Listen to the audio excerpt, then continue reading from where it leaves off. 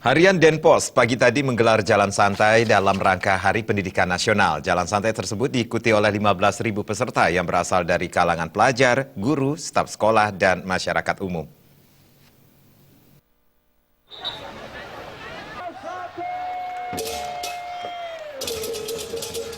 Peserta jalan santai dilepas Ketua DPRD Kota Denpasar, I Gusti Ngurah Gede.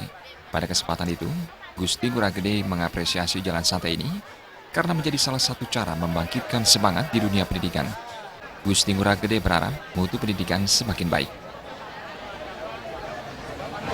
Dari Dewan Kota Denpasar cuma memberikan apresiasi kepada PGRI yang betul-betul serius melaksanakan daripada HUT-nya sehingga bisa membangkitkan kesemangatan daripada dunia pendidikan yang ada di Kota Denpasar. Jalan santai juga dihadiri oleh Ketua PGRI Provinsi Bali, Gede Wenten Arya Suda. Gede Wenten Arya Suda menyatakan jalan santai dalam rangka Hari Pendidikan Nasional ini diharapkan mampu membentuk karakter siswa. Melalui jalan santai, siswa antar sekolah dapat berinteraksi dan berbagi pengalaman.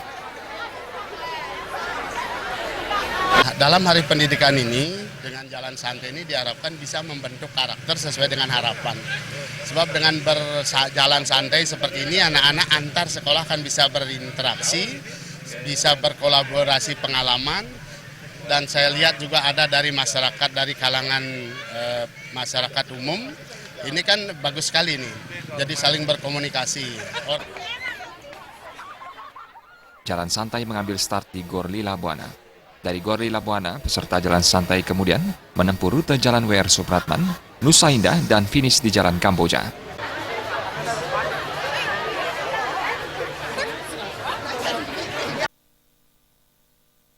Agung Ria dan Alit Putra balik.